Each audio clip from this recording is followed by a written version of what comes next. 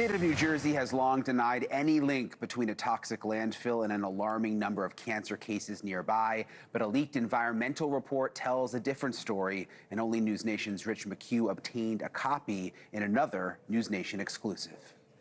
I was diagnosed with Ewing sarcoma at 12. What I went through was a grueling process. I'm grateful I got the care I needed, but cancer treatment is far from easy, especially when you're that young. Here in Keyport, residents want the truth. I want accountability from and proper actions taken by the DEP. If this cannot be handled by them, then bring in the EPA. Enough is enough. Cancers are mounting, now in the hundreds, they believe, tied to this toxic landfill. Independent testing has found carcinogens at the site. And they say the New Jersey Department of Environmental Protection has done nothing to help. For 40 years, they repeat the phrase, they see no pathway to exposure. But the state with their pathway, there's no pathway. Well, how do you know there's no pathway? You haven't tested beyond the site.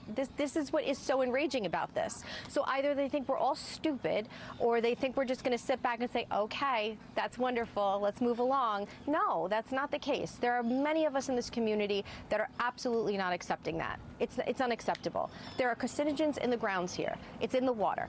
Let's solve it. Let's fix it. The NJDEP tested the site in 2010. In June, I asked them if any of these toxins were leaving the site then and now. The conclusion of that report was, yes, there is contamination. However, we have no suggestion that it's leaving the site, and no further investigation was recommended at that time. You're saying you do not believe there is a pathway to exposure? What I have said, yes. In other words, we have taken a look at the data, and what we have seen thus far is that there is no pathway from the landfill. And we are looking at all the other available records to see if there is an environmental exposure. But an anonymous source leaked us a report buried in the NJDEP site from May of this year, a month before the NJDEP told me there is no pathway. This report identifies potential pathways, possible vapor intrusion risk from landfill gases, cracks within landfill floors which could allow oil-based contaminants to reach the subsurface, and recommends further investigation. It continues, possible exposure and or migration pathways for the site were identified as impacted soil, groundwater mediated transport from the site across a groundwater, surface water interface, and into Raritan Bay and or Chingarora Creek. Here's the kicker, the primary exposure pathway is direct contact or exchange with eroded soil into the nearby waterways. The report clearly underscores potential pathways to exposure. Independent testing expert Scott Smith tested the soil here in June and found dioxins, which are some of the most carcinogenic compounds on the planet. Today, he is back with former EPA contractor Dr. Robert Crowdell.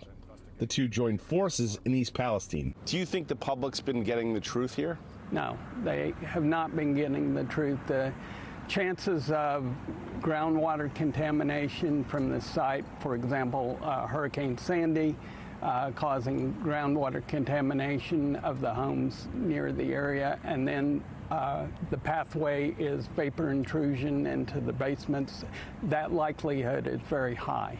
There's ingestion, drinking the water, droplets, there's inhalation, and that's where the soil comes in and dust particles.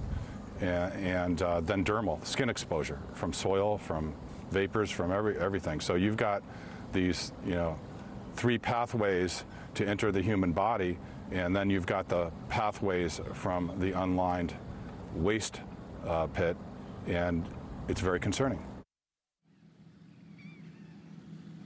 Now, an NJDEP representative told me that I am misrepresenting what they told me. I invited them for another on-camera interview.